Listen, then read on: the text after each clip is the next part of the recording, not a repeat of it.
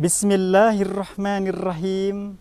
Assalamualaikum warahmatullahi wabarakatuh.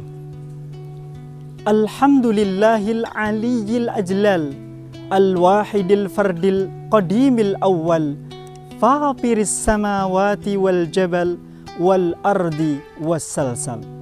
Wa salawatullahi wa salamuhu ala nabiyyil mursal ila jami'il khalaiki wal bashar, amma ba'du. Sahabat Lentera Kalbu yang dimuliakan Allah dan saya sayangi,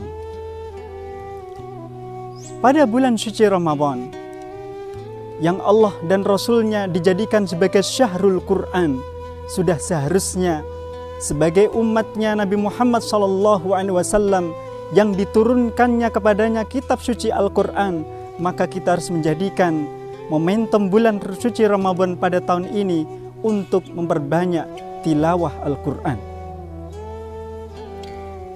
Para pendengar, sahabat Lentera Kalbu dimanapun Anda berada, Rasulullah SAW telah bersabda, khairukum man ta'allamal Qur'ana wa 'allamahu. Sebaik-baik dari kalian adalah orang yang belajar Al-Quran dan juga mengajarkannya. Hadis ini mengajarkan kepada kita, kalau kita ingin menjadi umat Nabi Muhammad SAW yang terbaik, kita harus belajar Al-Quran. Dan kalau seandainya Allah izinkan kita menjadi ahli Al-Quran, maka kita harus mengajarkannya kepada orang lain, sehingga diri kita dan saudara-saudara kita dan orang lain yang mengaku umatnya Muhammad SAW semuanya juga sebagai pecinta Al-Quran.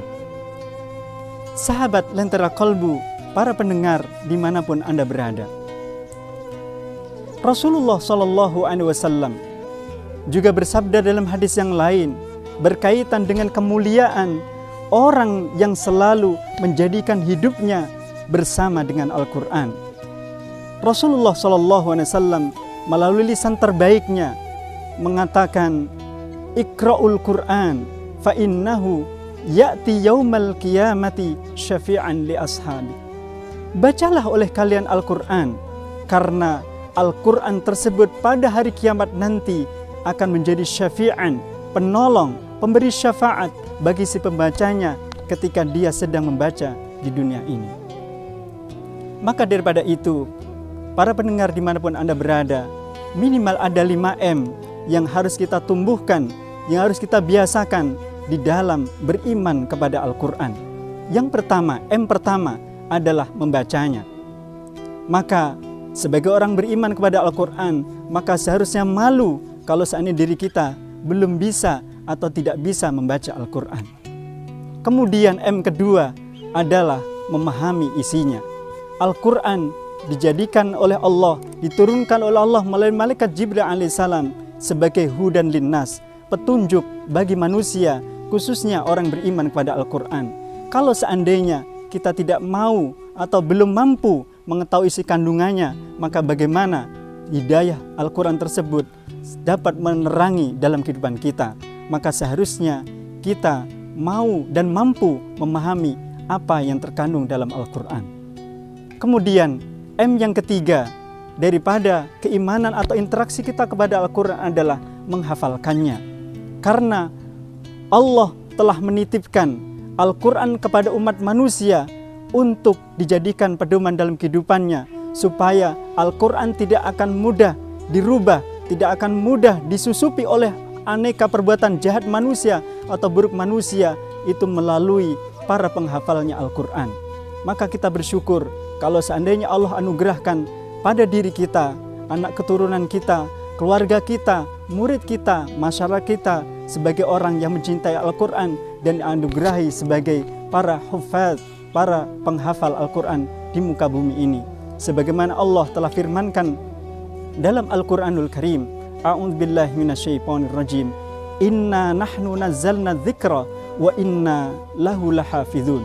Sesungguhnya kami Allah yang menurunkan Al-Quran dan kami Allah yang akan menjaganya.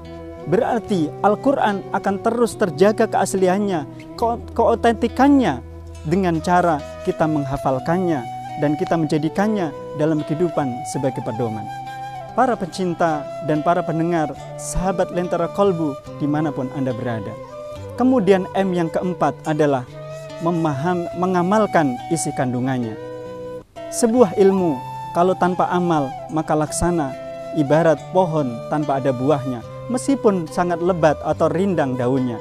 Maka daripada itu Al-Quran akan menjadi ruh dalam kehidupan kita kalau seandainya kita mampu mengamalkan apa yang terkandung dalam isinya. Kemudian cara kita mencintai Al-Quran yang kelima adalah dengan mengajarkannya kepada orang lain. Insya Allah dengan 5 hal ini, yang pertama adalah kita menghafalkannya, yang kedua memahami isinya, kemudian menghafalkannya, kemudian mengamalkan isi kandungannya, dan yang kelima mengajarkan kepada orang lain. Maka insya Allah kita berharap dan berdoa kepada Allah, nanti di yaumil qiyamah kita mendapatkan rahmatnya Allah berupa rahmat Al-Quran, dan kita menjadi syafaat dan kita semuanya diberikan syafaat daripada Al-Quran pada hari kiamat nanti. Amin amin ya rabbal alamin. Mungkin hanya ini yang dapat kami sampaikan. Bila ada benarnya datangnya dari Allah, dan bila ada salahnya itu merupakan kebodohan dari Al-Fakir saya sendiri. Mohon dimaafkan dan diikhlaskan. Usikum wa nafsi wa iyaya bitaqullah, wa akhiru da'wana anil hamdulillahi rabbil alamin. Summa assalamu alaikum warahmatullahi wabarakatuh.